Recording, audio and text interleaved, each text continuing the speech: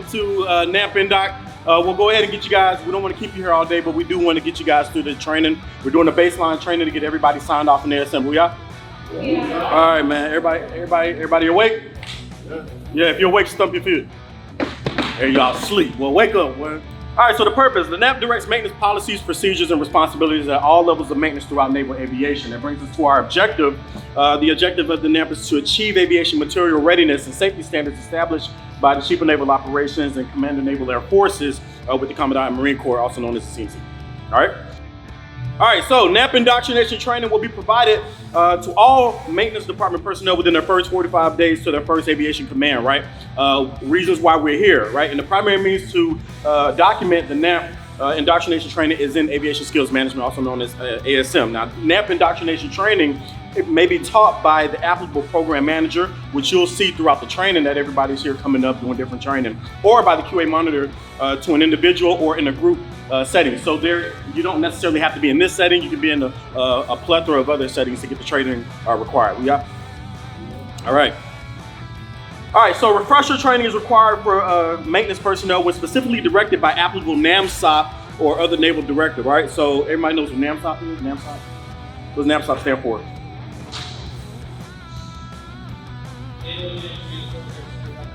Booyah. All right, or other naval directive. In addition, the refresher training will be accomplished as follows, which is one, upon release of an updated Namp, revision or change. So now we have the 4792 Delta Change 1, released 15th of February 2022. Moving forward. Two, when directed by higher authority or dictated by operational environment. And then three, directed by an AMA. What does AMA stand for? Aviation Maintenance Advisory. All right.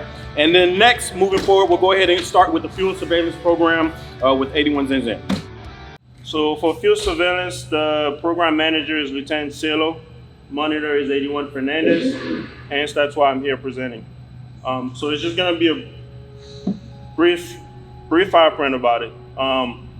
So fuel contamination, the reason why we have fuel surveillance program is to track erratic or incorrect fuel quantity indication, fuel system assing, and damage that causes damage to engine and fuel system components.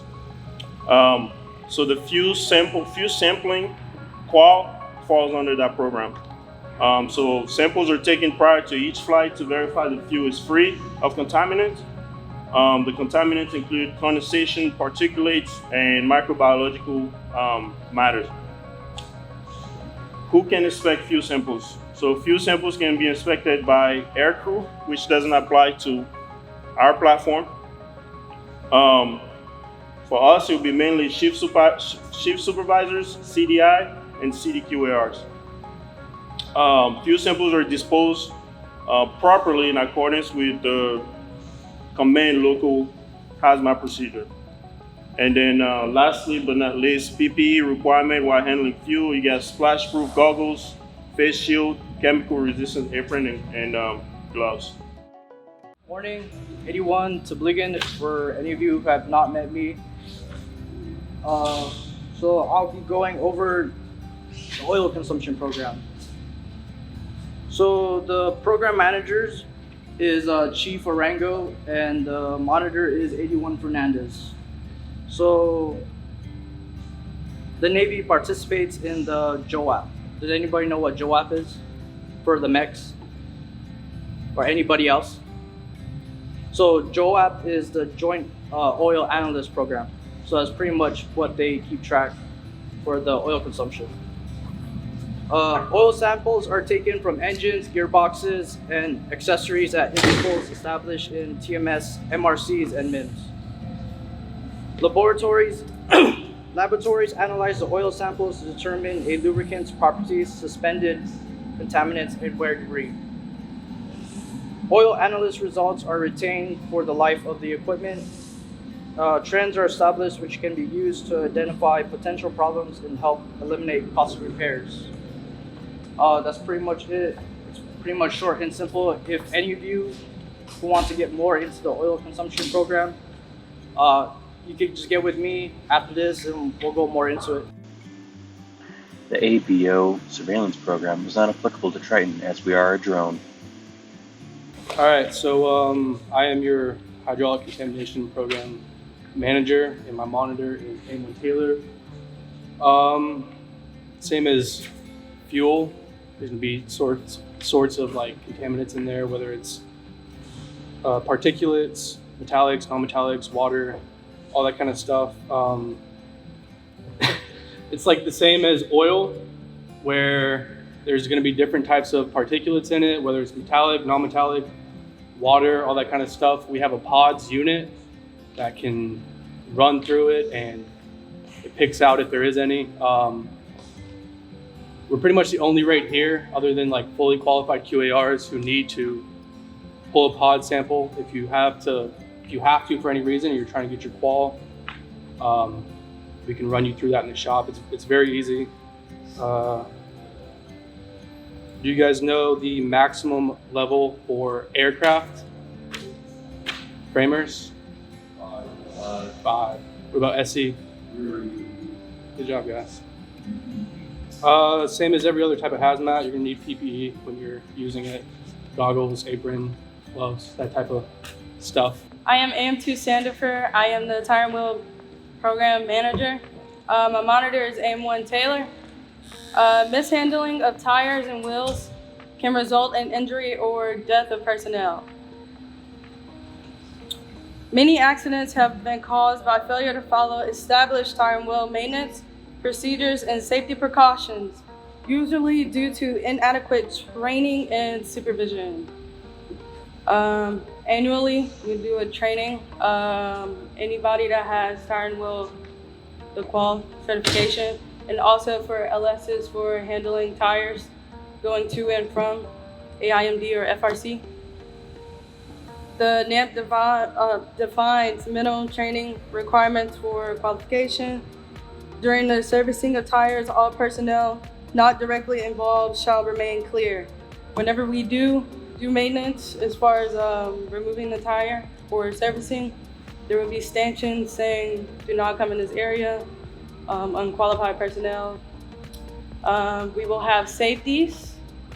If you're an airman and you're a safety and you feel some type of way of telling the chief to move out the way, don't be afraid to do it. It's what's required. It's to help save everybody from a mishap. So. Hello, I'm A1 Thompson, and for the Quality Assurance Program, I am the monitor. Senior Chief Imrl is the manager. So ultimately, QA performs audits on all maintenance work centers and programs to verify compliance with Namp and other governing instructions. Let me just clear that up. We don't really do the audits on the work centers.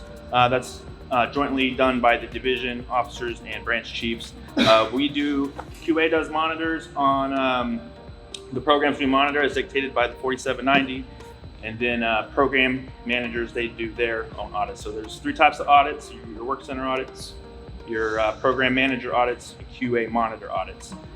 Oftentimes there's a confusion between what a QA monitor audit is and a QA or a program manager audit is.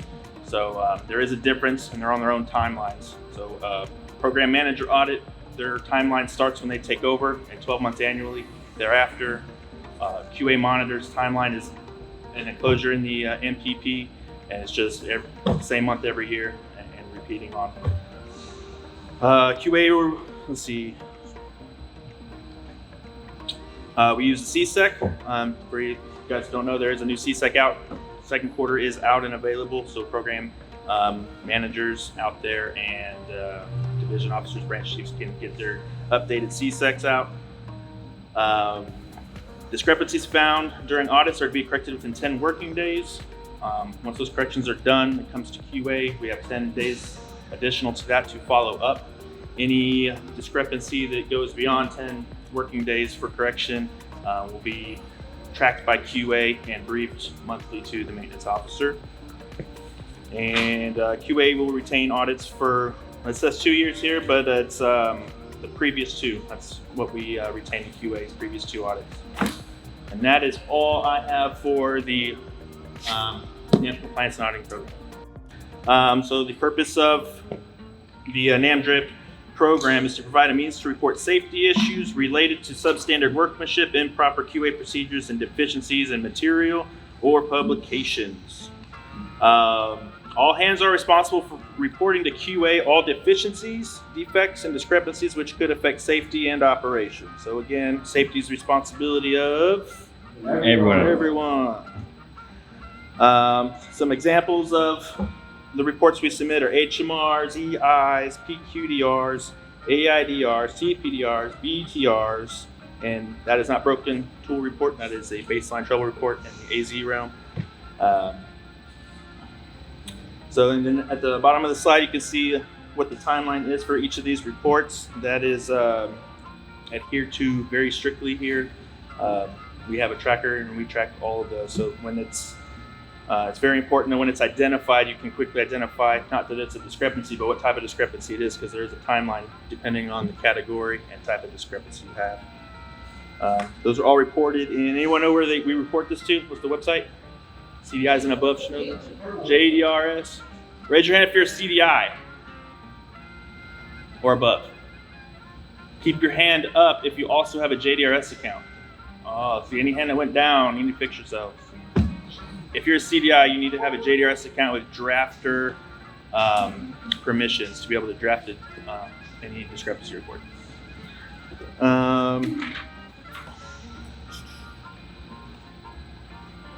That is all I have for that program. Any questions? So obviously, I'm AZ1 Horn. I'm the program coordinator for Technical Directive Compliance Program. Mr. Trailer was going to present this program, but decided I had a way cooler voice.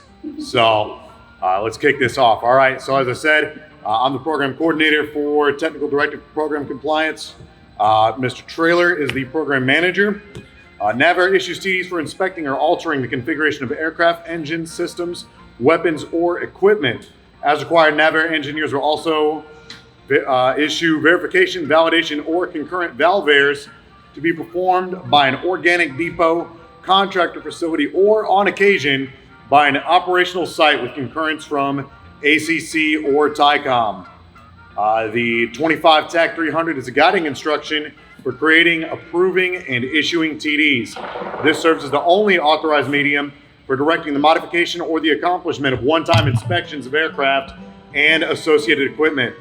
TDs are broken up into 4 different categories. We're going to go over them a little bit today. We have immediate action, urgent action, routine, and record purpose. Next slide, please.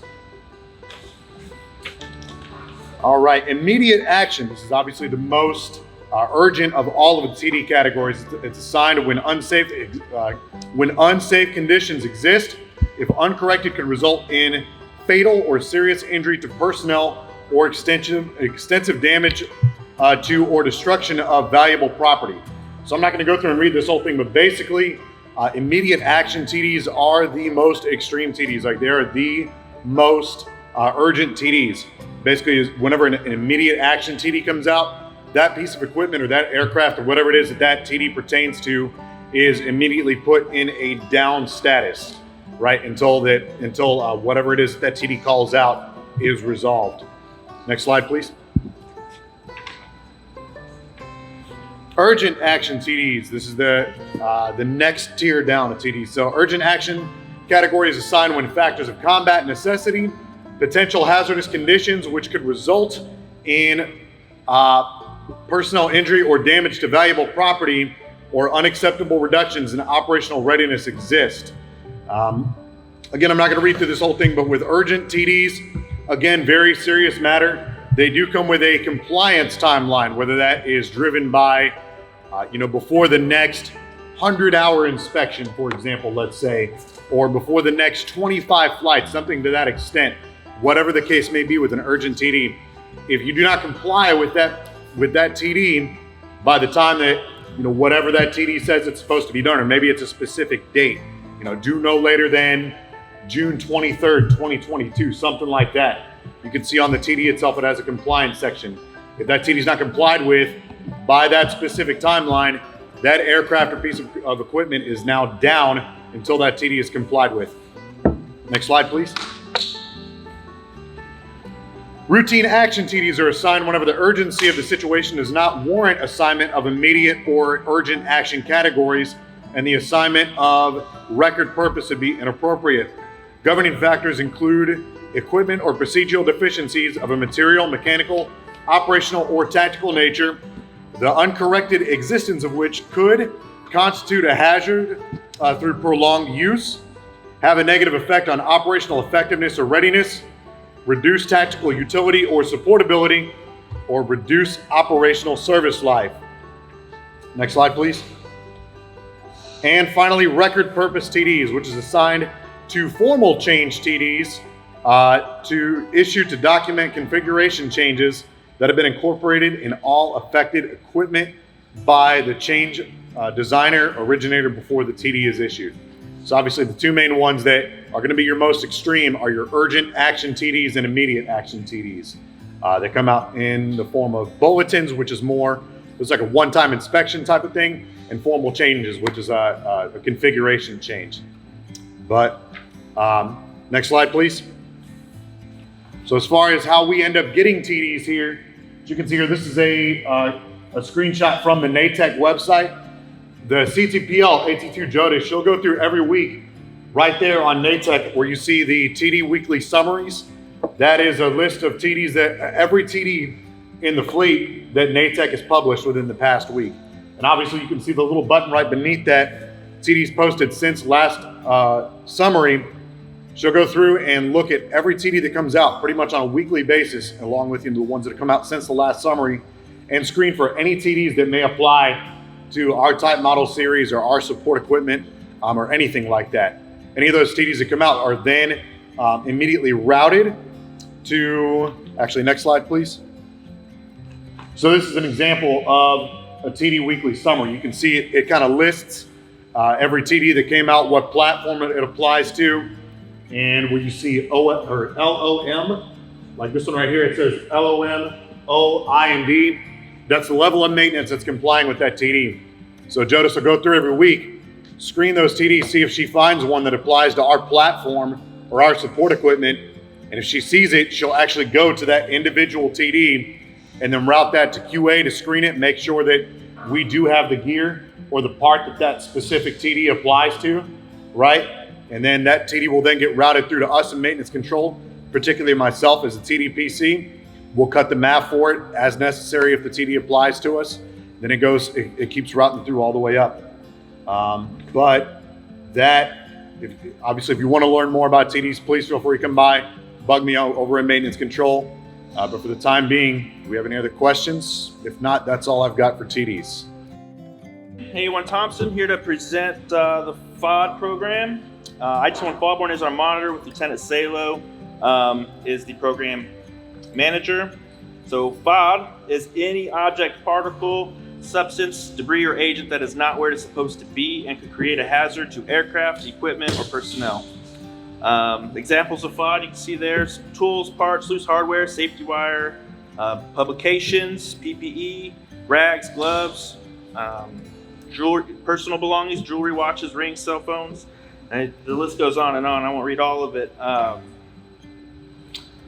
So what we do to prevent FOD here is we do our daily FOD walk down in the morning, 0830. One thing I check for among the personnel is bulging pockets, right? I'm making sure you guys don't have anything in your pockets to apply more FOD and completely defeat the purpose of what we're doing. So that at the very bottom in bold, large print, you'll see FOD prevention is an all hands effort. Is it all hands? No, there it is. Yeah, every morning, plan of the day gets put out in the maintenance meeting, FOD walk down. We make our decision on what we look at based on what the operations are today. For example, today there's a potential to move out for turns, so we did the line today. So if there's no intention to move the aircraft out, we'll just keep it to the hangar bay, just search where it's necessary. But the overall thing to kind of reinforce that last part, FOD prevention is an all hands effort, is what you take to the aircraft is what you bring back from there. It's that simple. What you take out there is what you bring back. What you take out there should be on a tool log somewhere. It's one of the enclosures in the FOD LCP to, and the tool LCP just came out too, tool log. But it all relates to each other, FOD tools. It's just accountability of what you take out to the aircraft, accountable for taking it out and bringing it right back in, everything you took out. So that's all I have on that. I'm not going to beat that too much further. Tool Control Program. The manager for Tool Control is Lieutenant J.G. Gorez. The coordinator is me, 82 Belvery, and the QA monitor is 81 Harada. The purpose of the Tool Control Program is to quickly and accurately account for all tools in your possession, whether it be out at the flight line, in the shop, whether it be beginning, middle, or end of shift, in maintenance, or during a work maintenance action. The way we do this is in our toolboxes, we have contrasting color shadows highlighting if a tool is gone. If it's in its place, you won't see the different color, signifying that all your tools are there. It makes it easy to identify a missing tool so that we know to stop maintenance, notify QA and maintenance control, and proceed looking for the tool. All of the tools in our toolboxes, cranials included, are going to be etched with the organization code of BUP19, B31, the work center, and the toolbox they're assigned to. So whether it be, for example, 210 would be the work center, and it could be the TAC 1 box, it would be B31, TAC 210, TAC 1. And that would, every single tool in that box would be etched with that and its exact location numbers, such as drawer D39 would be B31, 210, TAC 1, TAC D9. All of our toolboxes are going to have inventory and shortage sheets so that you can, again, easily track for anything that's not in there. Instead of assuming it's missing, check your shortage sheet, see if it's in cal, broken, or worn, and has a order out for it. It just makes it easier to track everything without starting a panic. We're going to conduct inventories at the beginning and end of every shift to make sure that we're holding each other accountable the best we can, whether between days and nights, and we're going to verify that all our tools are there in shop and in maintenance control before every maintenance meeting. The procedure for a broken or worn or a missing tool differentiate just a little bit. A broken or worn tool, you will notify your supervisor, fill out a BTR, broken tool report, notify QA. They'll collect all the pieces, assign a report number to it, and then you bring it to the Tool Control Program Coordinator, which is myself, to have it documented, signed, and replaced if we can, and if not, placed on order.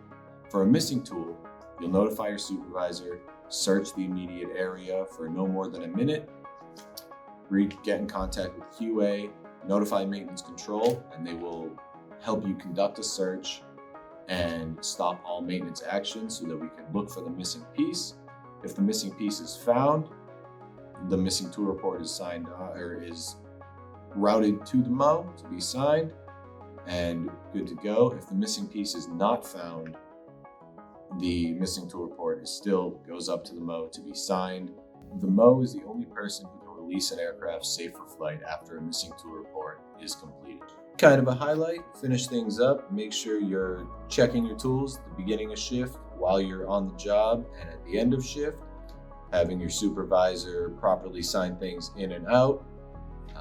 When your tools are broken or worn, report them. When they're missing, report that to QA, get maintenance stopped, and do everything by the book, and review your local LCPs for any rules that may not fall directly under the Namp. Good morning. I'm M2 Reagan, and I am the program manager for corrosion control.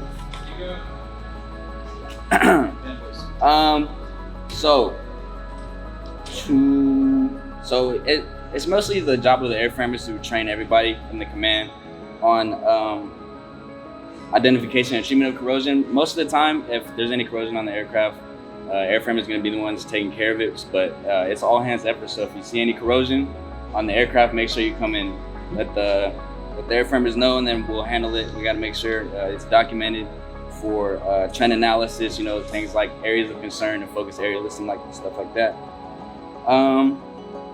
Corrosion treatment utilizes the least abrasiveness method to remove corrosion and application of a primer, paint, or CPC to prevent reoccurrence.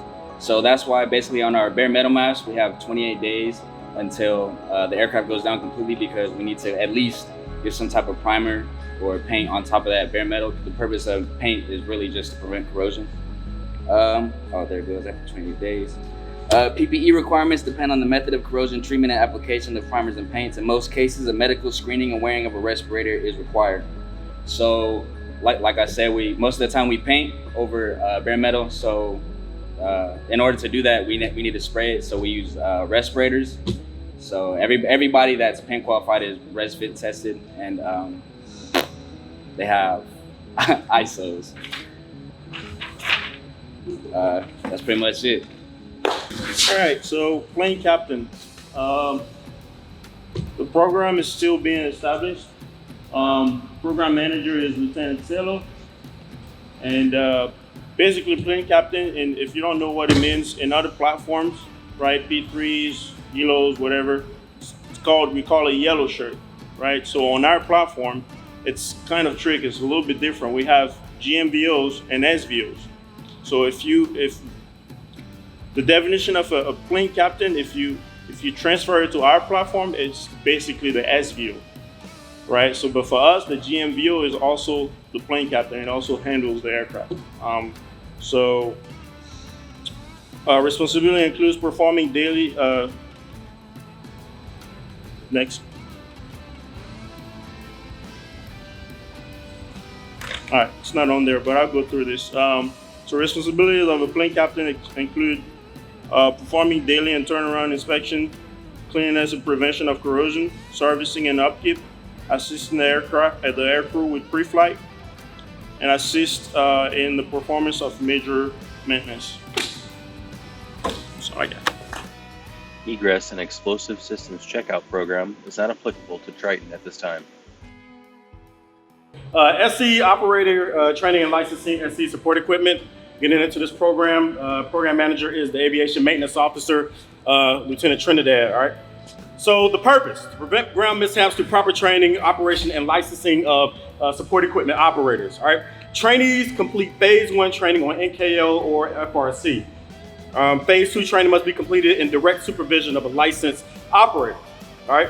SC licenses are valid for 3 years. So everybody here knows what the operator's license is, 4790-102. All right. If not renewed, phase 1 and phase 2 must be recompleted. All right. Only licensed operators shall operate support equipment. Licenses are TMS type model series specific to be used on TMS type model series specified unless otherwise indicated. SC operators shall have their SC operator's license 4790-102 in their possession while operating support equipment. If operating self-propelled support equipment, operator must be in possession of a valid driver's license and AVOC if the airfield required. Phase 2 consists of a written examination, must be conducted by QA, and any QAR can administer a written examination. And 85% is a minimum passing score for the written examination. Personnel who fail either the practical or written examination must repeat the additional Phase 2 OJT sessions before retesting. Personnel must have a valid U.S. government ID, DoD agency, state vehicle driver's license issued to them for an SC operating license or self-propelled SE. An expired, revoked, or suspended driver's license cancels authorization to operate the self-propelled SE. SE operator licenses are valid for the type of equipment and type model series aircraft for 5 years upon permanent transfer to an assuming command, whichever comes first. License renewal for another 5 years requires passing the Phase 2 practical examination and written examination. Personnel who fail the practical or written examination during the renewal testing must repeat the entire Phase 2 training and examination process. All right, so the SE maintenance program, it used to be called SEPMS, Support Equipment Plan Maintenance System. With the new version of the Namp, that program's name got changed simply to Support Equipment Maintenance. As far as the program manager, once again, is Lieutenant Trailer, our MMCO. AZ2 Florence, who's out in Guam right now, is our program coordinator. Purpose: this NAMPSOP establishes the requirements for maintaining support equipment and armament weapons support equipment, or OSSI.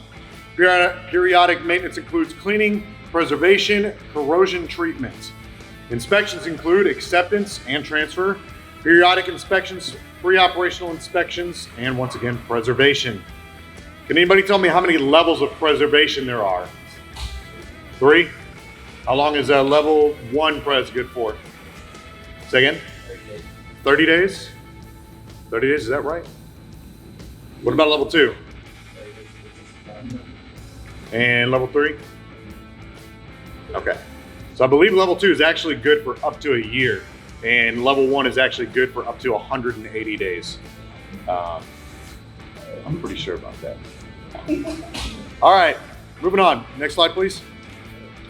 So I'm going to keep this relatively short and sweet because there's really not a blanket way to explain support equipment maintenance, but you could learn just about anything you want to know about a particular piece of support equipment by verifying this report right here. This is a support equipment acceptance and transfer checklist. It's in the Namp, chapter 10.17. Going through this and screening this and answering this for any piece of support equipment you have is a surefire way to know like what your piece of support equipment requires. Whether that's whether it's PMs, whether there's TDs on this piece of gear.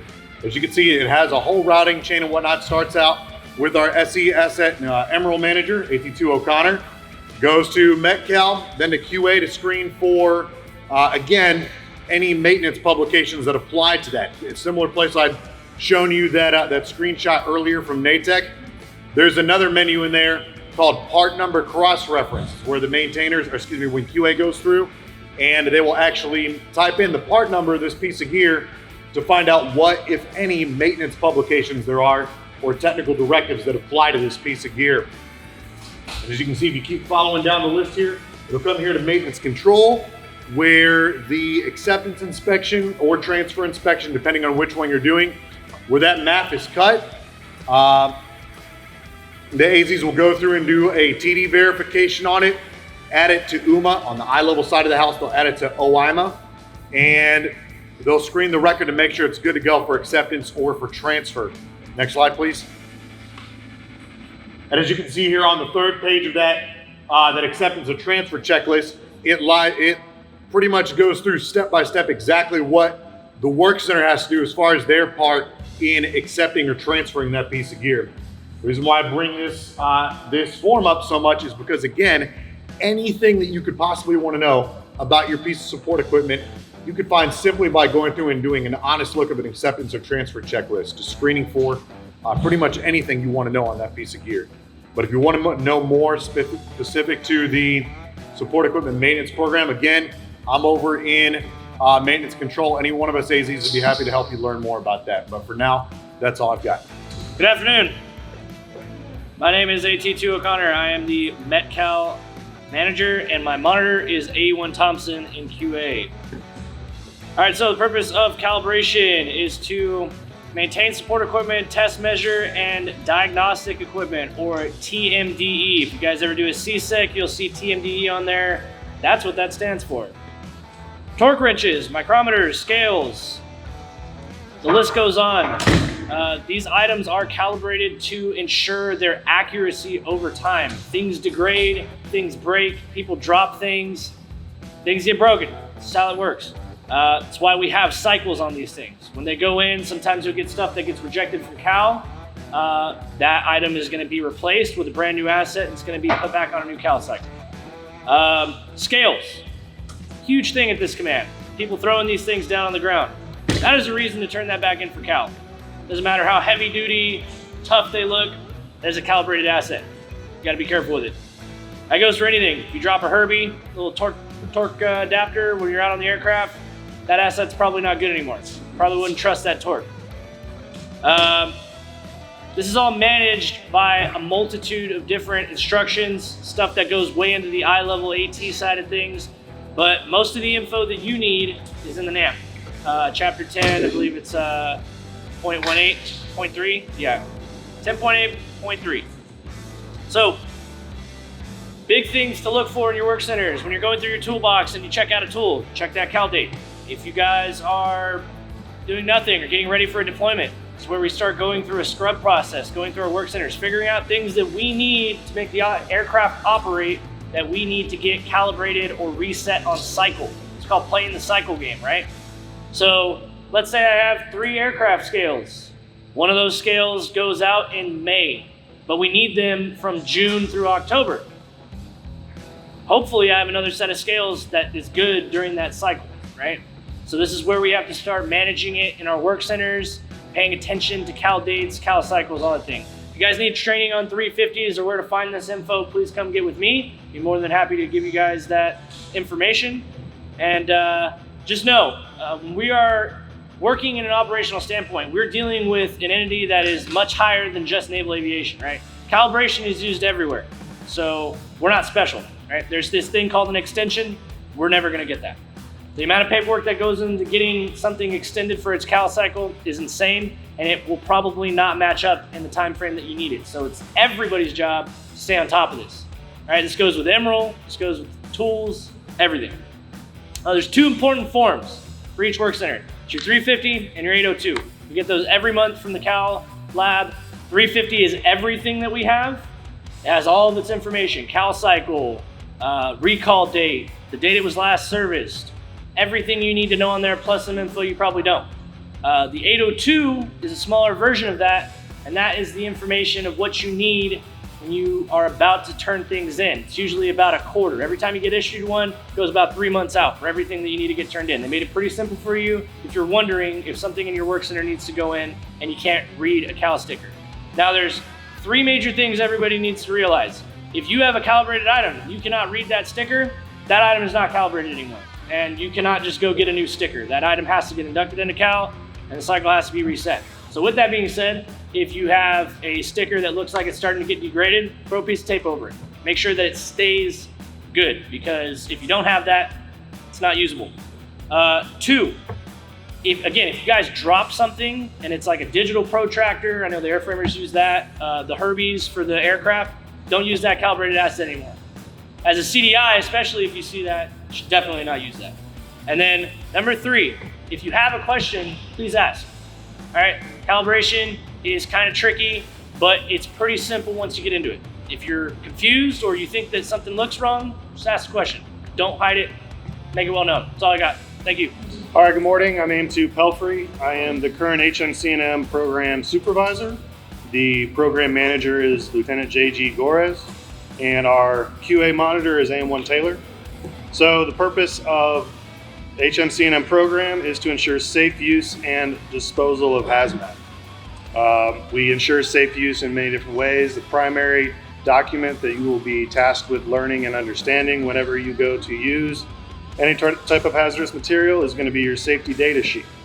And that provides health hazards, physical and chemical characteristics, and how to contact the manufacturer if a problem occurs. So one of the reasons that we go through SDSs, and it's important that you read SDSs prior to use, is that you know what hazards you're dealing with. Also, what sort of personal protective equipment that you need to use while safely handling this hazmat.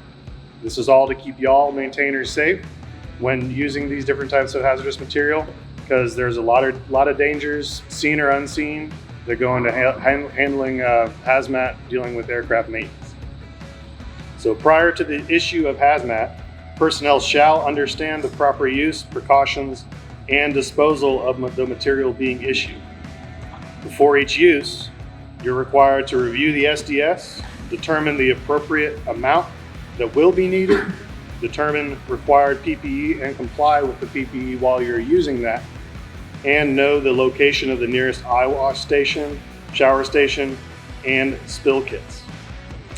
There's a lot more that goes into the program itself, but these are the basics for understanding and learning how to properly check out and use hazardous material when performing aircraft maintenance.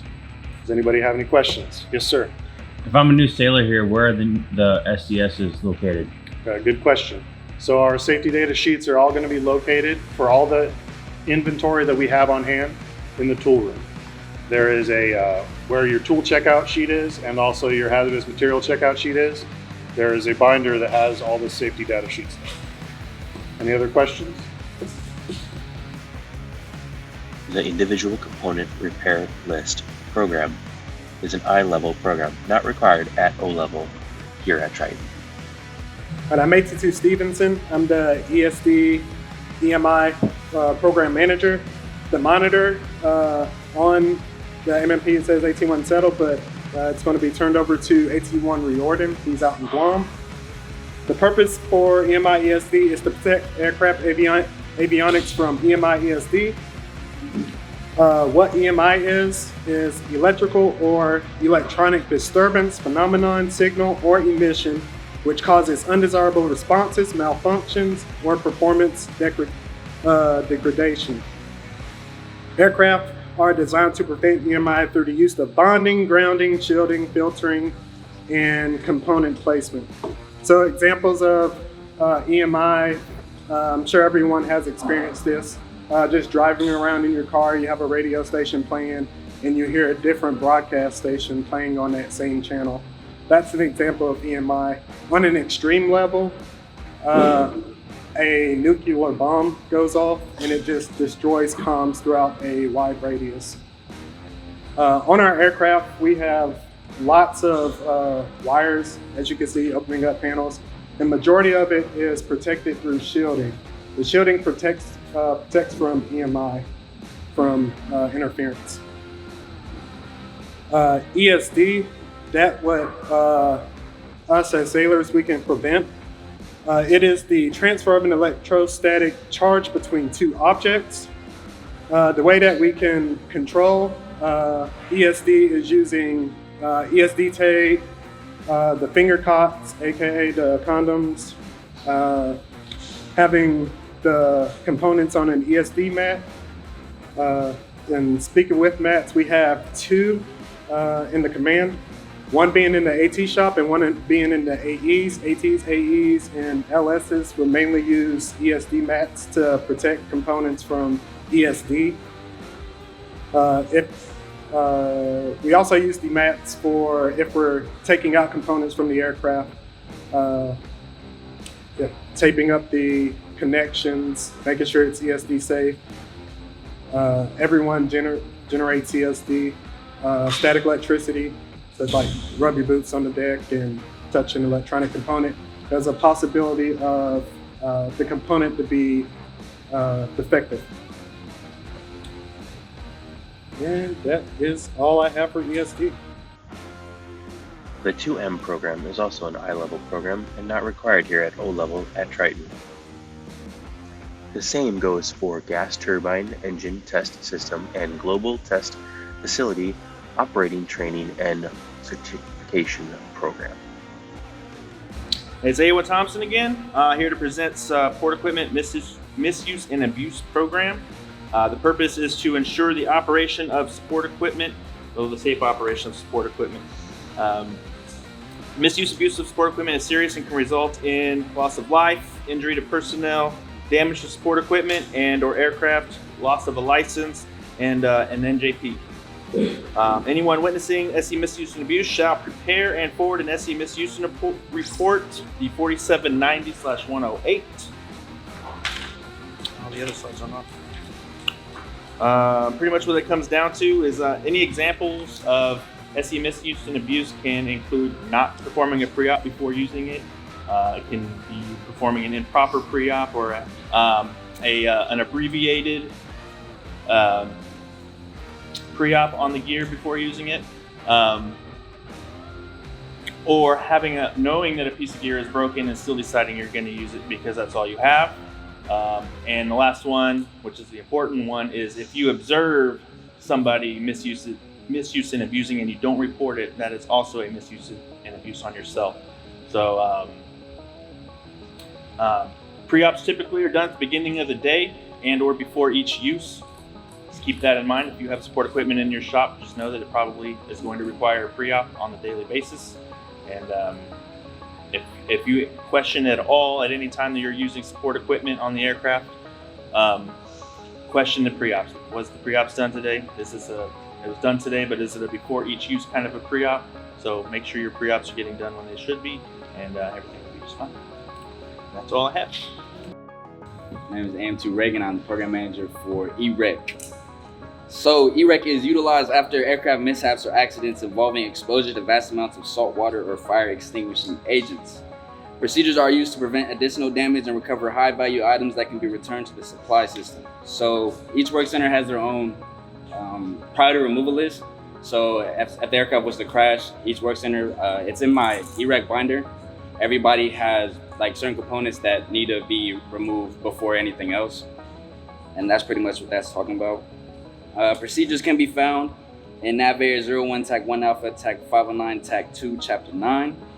Maintenance work center supervisors are responsible to maintain sufficient amount of personnel qualified in emergency reclamation. So the EREC team is listed in the MPP. I recently just redid everybody since we moved out to the Mayport, so you should know who you are. And I've been working on res fits and everything, so everybody should be aware.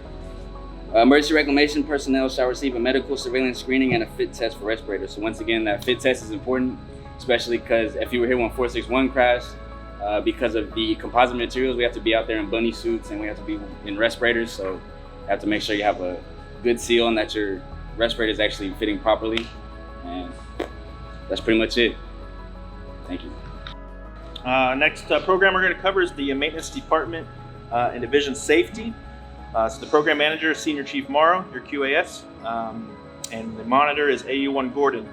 Maintenance department safety program helps to identify and eliminate maintenance-related hazards. So QA utilizes a variety of methods to accomplish this task. Audits are one, to ensure compliance with Namp and governing instructions.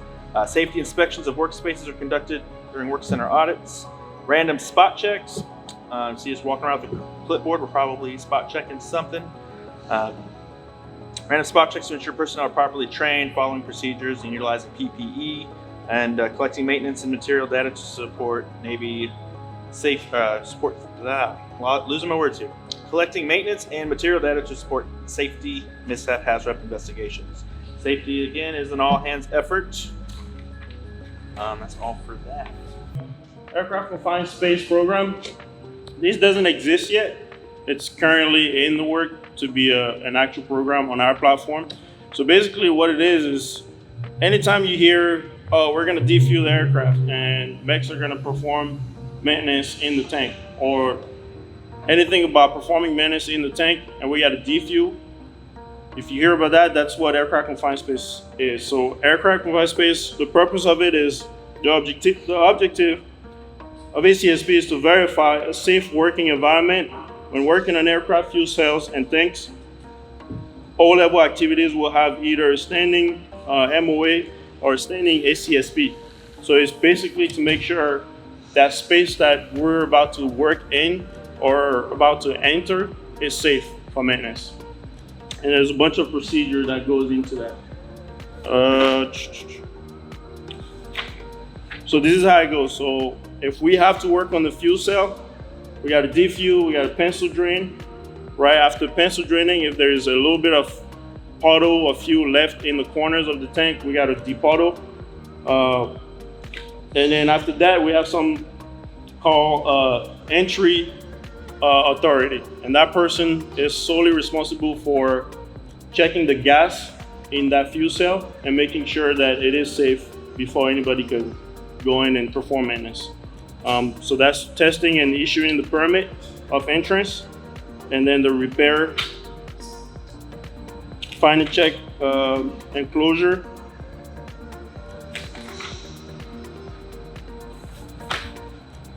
PPE required for ACSP.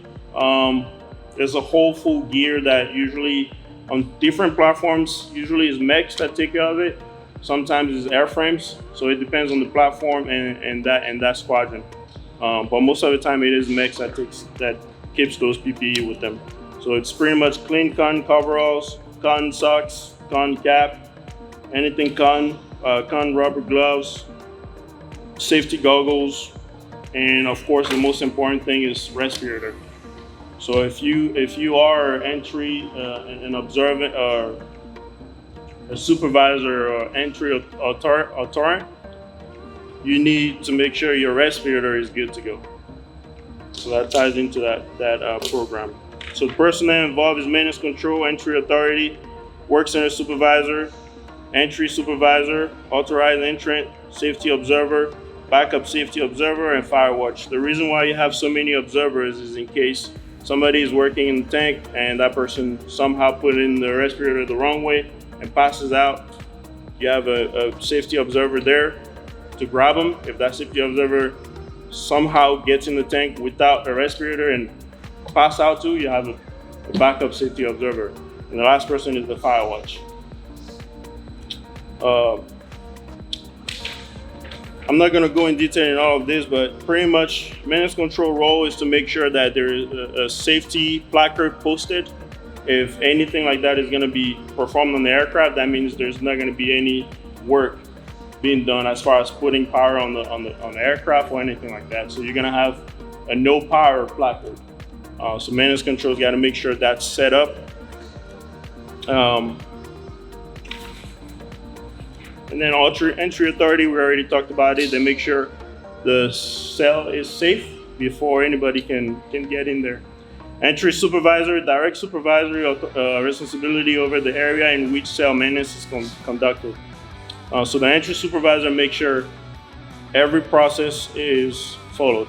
Maintenance control knows about it, the EA knows about it, and all that. Authorized entrant is the person going in the fuel cell. Safety observer, we already talked about it, as well as backup safety observer.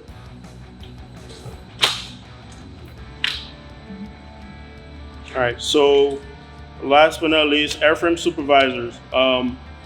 Airframe supervisor, ensure all required materials and equipment are available and in good operation and condition. So what that means is respirators. So their airframes are the one that will take care of the respirators, making sure it's good to go, it's well maintained, clean after each use and all that. If you are interested in that program, it's not just mechs. Mechs are not the only people that, can get that qualification as far as safety observer and entrant and all that. Anybody can get it. So that's what I got. So next program is the EWIS program, stands for Electrical Wiring Interconnect System. This is a relatively new program, came out in 4792 Charlie, I think it was revision or change 3, I think is what it was. So the EWIS program, just in a nutshell, is just a way it just manages the way we repair wires and document those wire repairs, specifically for tracking purposes, really. So this really, it's narrowed down for the AEs and ATs, mostly specifically those who handle wire repair. So if there's a wire repair that goes down, there's a specific way it needs to be documented on a map, signed off. There's verbiage spelled out in the Namp about it. The goal of the EWIS program is to prevent EWIS discrepancies through awareness and prevention. Secondary goal is to detect EWIS defects in the early stages of development to minimize impacts to mission readiness and safety. The next slide. So there's primary elements of the programs to bring awareness, the safe handling and the prevention of incidental damage to EWIS by all personnel who come in contact with wiring and other EWIS components. So who was just in Guam with me recently when we had an RF line. Here somebody probably leaned on it and you were there. So and what happened is the EMI shield that AT2 was talking about earlier, that EMI shield popped out of the back of the connector. And we couldn't figure out what this gripe was. Troubleshot it down to this, the shield was sliding in and out of the connector. We connected and it was good, unconnected and it was bad. So all work centers working on and around wiring, so just do your best to avoid leaning on the wires, tugging, pulling yourself up, setting tools on, all that stuff. Just if you don't have a reason to touch a wire in that aircraft, don't touch a wire in that aircraft. That's what it really comes down to. There are, go to the next slide. Okay, just want to talk about the training requirements real quick down at the bottom. So all maintenance department personnel required to complete that first NKO course and that second one.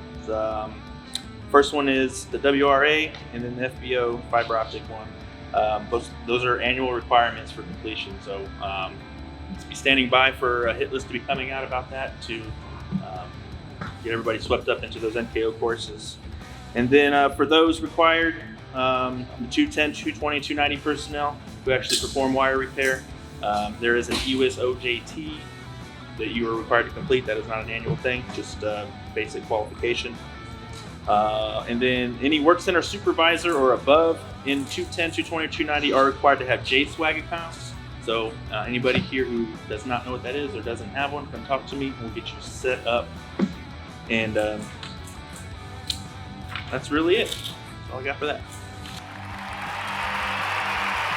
Whose responsibility is safety? Whose responsibility is safety? Whose responsibility is safety?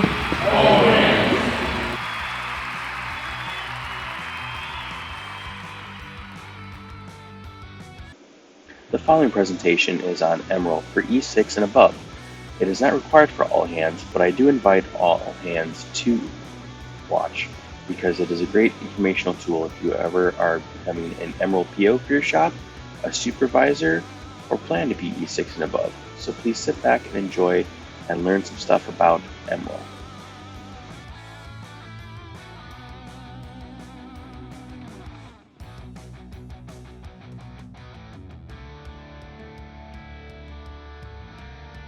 All right, you guys ready? Again, I'll try and keep this short. All right, my name is AT2 O'Connor. I am your Imrl manager. Go over to slide 2. All right, these are your Imrl point of contacts, right? So this is what the chain of command breaks down to when you're talking about support equipment in the Navy, okay? Everything is owned by SECO, or the Support Equipment Controlling Authority. Then breaks down to our wing commander at Wing 11, that's who owns us. And it goes down to VP19, the MO. MO delegates that to MMCO, who is the program manager, and I am your asset manager. These are active activity identifiers, right? So these are what the codes are going to be when you're looking to figure out what det site you're looking at, okay? So you got VUP 193, VUP 194, and VUP 197 are the only active ones that we've had so far. You won't have to worry about 193, we've closed that site. Now you have 194 and 197. So if you ever come to me and your shop goes, hey, go ask O'Connor where this piece of gear is, I tell you that it's attached to VUP 197, that means it's attached to Guam. Does it mean that it's in Guam? Probably, but there's a possibility that it could be somewhere else. They just own that asset, okay? Now, although we share a parent triad and maintenance chain of command, each AAI is considered their own place. And I want to bring this up, right? We don't just send stuff to other places, right? It has to have paperwork. It has to go through the proper chain of command, right? You have to think globally with these things, right? Because support equipment, there's no excess. There's a certain amount that they contract, and then they divvy that out to different areas of the world, and then we got to figure out kind of how to share that with other people, okay? So if we go sending stuff somewhere else without them knowing, we're gonna mess up the whole chain of command. All right.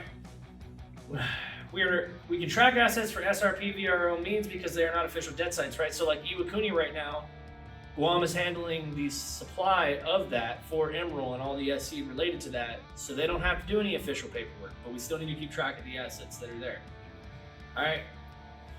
All decisions must be routed through PMA 262 and ACOM. ACOM is Miss Duke. You'll see her walking around sometimes. She's from the wing. She's pretty awesome. She helps us out. All right, so what is Imrl? Okay, Imrl is support equipment. Consolidated list of specific items, quantities of support equipment that a particular aircraft maintenance activity requires to do its assigned mission. Sorry, slide 4. Divided into different codes for tracking and assignment. Now, these aren't all the codes, but let's get familiar with them really quick, right? Encoded assets. Let's think, it's a good example. Foam pads, that's a good example. Those are encoded. We just have those. We need them for certain things with our radomes that we use, so that's what we have, right? L code. Think of something calibrated like a multimeter or a tick for the airframers, right? Tire inflation kit. E code. Let's think about something you just use for one of the 365-day inspections. You guys get used to those. It's just something that you need seldomly, so they only make a couple of them. They issue them out to a geographical region, and we just check them out on a case-by-case basis. And then P coded. All the white support equipment out there, or anything that's over 200 pounds. Our scales just got rolled from L to P, so now they are owned by the FRC, and we check them out like we do any other piece of support equipment, okay? Support equipment is Imrl, all right, but that doesn't mean that every piece of support equipment is Imrl. I know that's confusing, right?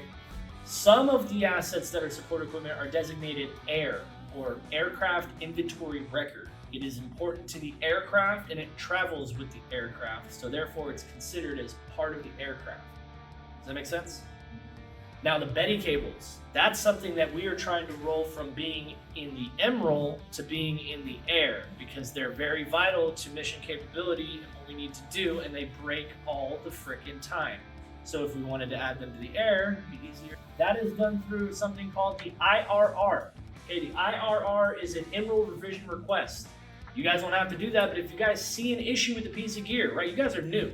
So you guys are gonna help the people that have been going through the mundane tasks of everything around here be like, hey, this doesn't make any sense. Why are we doing it this way? This should be something else.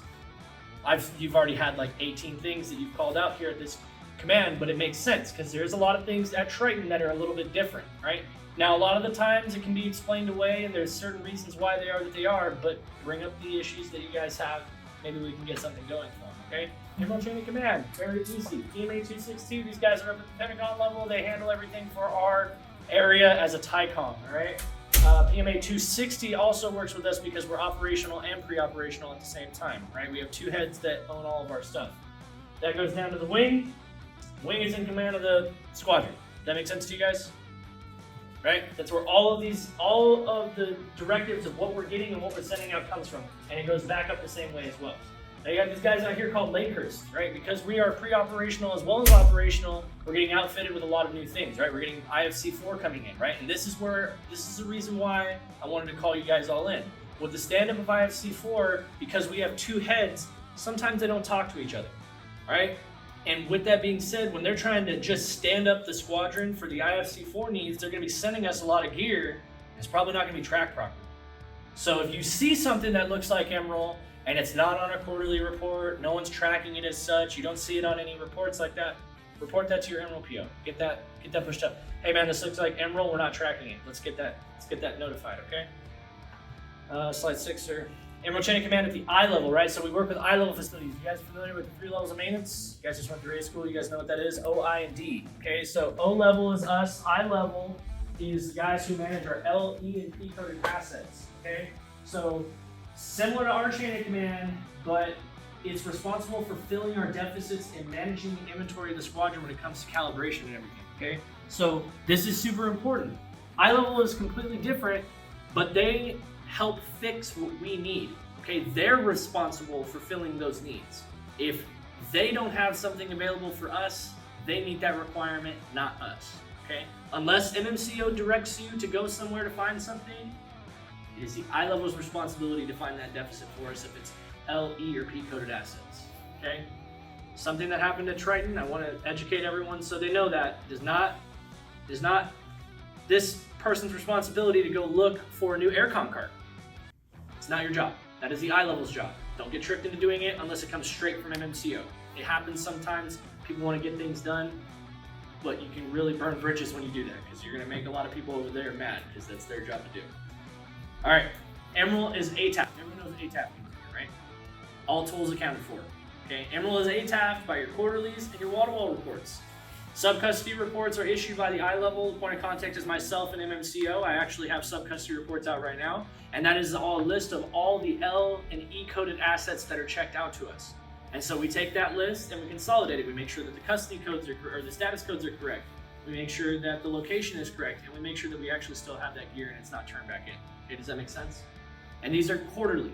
This isn't done every week. This isn't done every shift. These assets can be done that way, but you'll have a long day if you do it that way. So just make sure when you guys do make updates to this that it goes through the proper chain. All right, this is what drives our deficits and gets us the things that we need. If we're deficit on something and we don't have it, if you report it properly, we'll get it. O levels, quarterlies, and wall-to-walls. Issued by me. Point of contacts are the Imrl POs in your work centers, and the work center supervisor and DIVO must sign it. So that means your LPO and your actual division officer, not your chief, not MMCO, not SUPO, your division officer, right? So if you guys are doing this, if you guys get flagged into Imrl PO and they just say, yeah, just have chief sign it, it's not the way that works. And he's gonna kick it back and I'm gonna kick it back, okay? It's imperative to squadron readiness, right? Imrl's not an issue until it's an issue. And it's literally all of the support equipment that we use on this aircraft. And this aircraft is so new that there's not a lot of general support equipment that works with this aircraft. So all the PSE that we have, if we're not on top of it, trust me and this guy put out fires all the time. So it can really affect everything. And it might sound like I just said, it might sound like somebody else's problem, But when you guys don't report something correctly or something comes down and now it's a fire that the upper echelon has to handle, trust me, it's going to get worse for you guys down the line. I've been there. It hurts for everybody. All right, Imrl status codes. This is very important, okay? I broke this down into aircraft talk so that way it kind of makes sense instead of just the long, drawn-out version or explanation that's actually in the service glossary, right? So A1, it's good, right? When you're looking at these status codes, everything is fine. There's nothing wrong with this asset. B1, it's kind of good. If it has a discrepancy, if it's missing a dust cap, if it's missing something on it, and it could possibly have a discrepancy map written against it, that asset is B1. If it's only partial mission capable, right? Let's say we have a multimeter for the ATs, right? They gave us just the basic prompts. They didn't give us the stat ones, the ones that go into the wires and check internal wires and stuff like that. What's that asset? Is it A1 or B1? B1, it's only partial mission capable. Can't do everything we need to do with it, right? C1, here's a Cal lab. Let's say you turn something into me to go to Cal, and hey, what's up with this asset? Where's it at? Oh, I think that's in Cal lab. Check the status code. Is it still A1? Yep. All right. Someone didn't do their job and let me know that went to Cal lab. I am the Cal manager. I do take things to Cal, but sometimes things blend, right? So as soon as something leaves your work center, your MOPO should be looking at that and going, this is now C1 and turning that into me on the quarterly. F1, gear is hard down. So if the gear is broken, it's F1. That's all you need to know. Just think, I'm not going to say it, but yeah. FUBAR. All right. F6. Gear is lost, missing, or stolen. Survey. All right, with this one, chocks for all of you new people. You guys know what chocks are? Chocks are Imrl. They're ours. They're encoded. Don't give them to the FRC. They have plenty. They have their own stock. If you give it to them, and then those end up at a different squadron, they're now surveyed. I just did 6 surveys for Guam on chocks.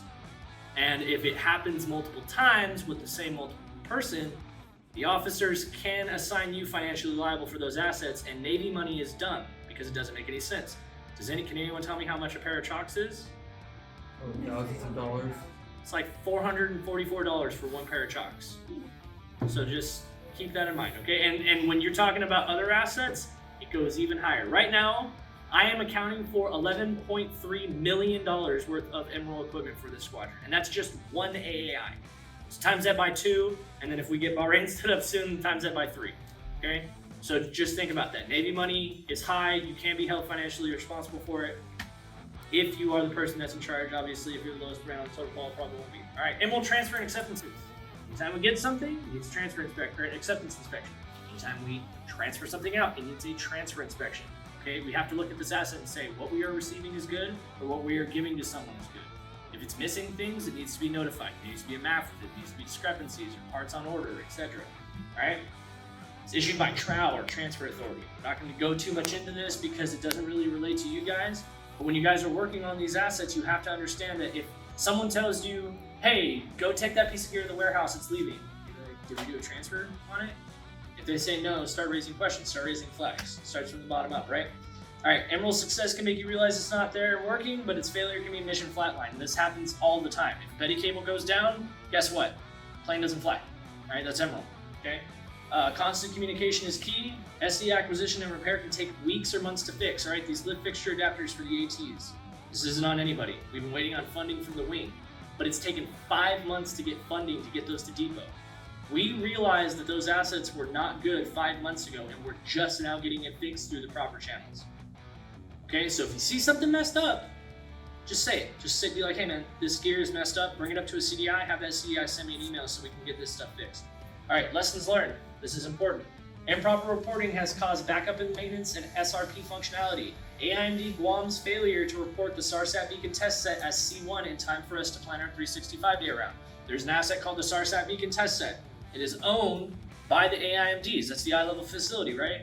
They, on their labs report, said it was A1. When we went to check that asset out to do our 365 day before the ferry to Iwakuni, they came back and said, sorry guys, it's that cow. And then we had to borrow from Malice 12 in Iwakuni, and that involved a lot of paperwork, that involved a lot of stuff, it took a lot of time. We just got an answer back on that, okay? Improper reporting of status codes and other failures to account and check for assets used by work centers led to gear being broken or unusable with no report, as well as a near miss on a FOD hazard with missing shear pin. This is a really good example. Okay, so you guys know the tow bar adapters on the nose wheel of the aircraft? Have you guys seen that yet? Called the ram's head. Okay, it has a shear pin inside of it. If you break or pull that asset too hard, that shear pin breaks. It's there for a reason, okay?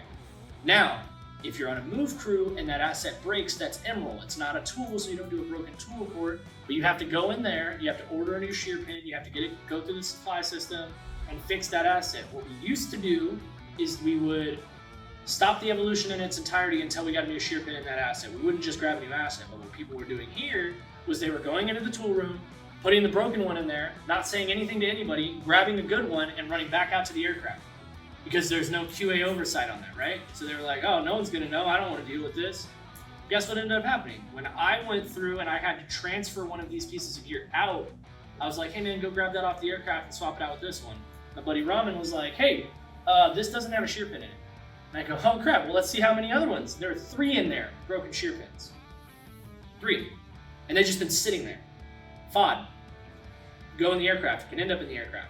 And one of the shear pins was completely removed as well as the clevises, and it was sitting in a bag in somebody's inbox in the work center and had been there for months, January of this year. Okay, now it's not my responsibility to look at other people's work centers, but guess what status code was on that asset when I looked at the quarterly reports? It was A1. And it was signed off by their chief and their LPO. So they just signed off on that crap. I was like, we're gonna have a long day. If that shear pin weren't in that bag, in that inbox, we would have been here till like 8 o'clock at night looking for that shear pin.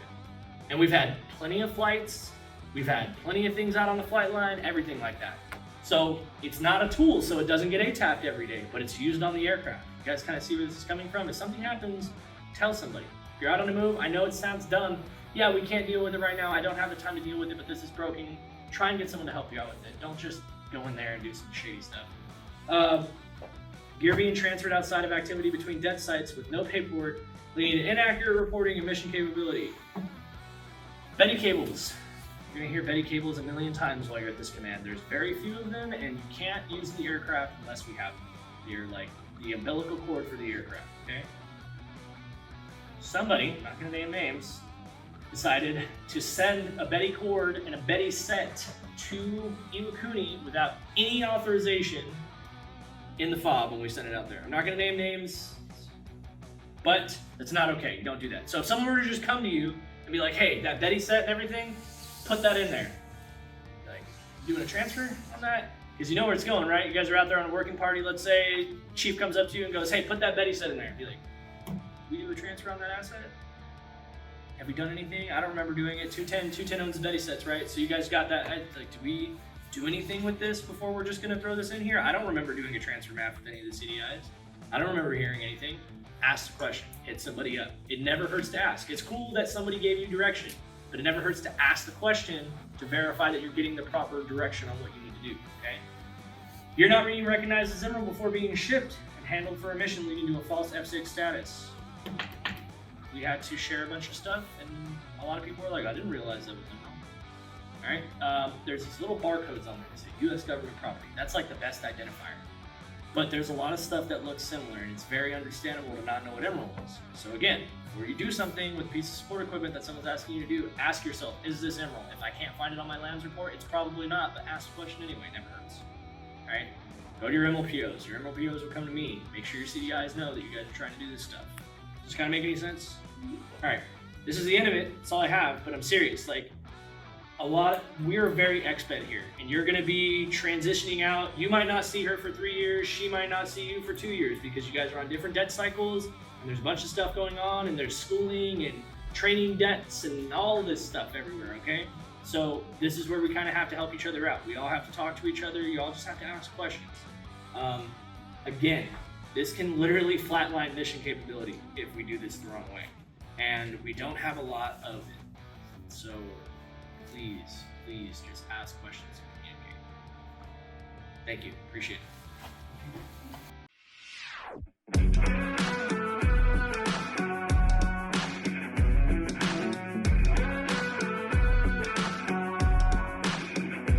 You can't tell me the deck is stacked. You can't whisper behind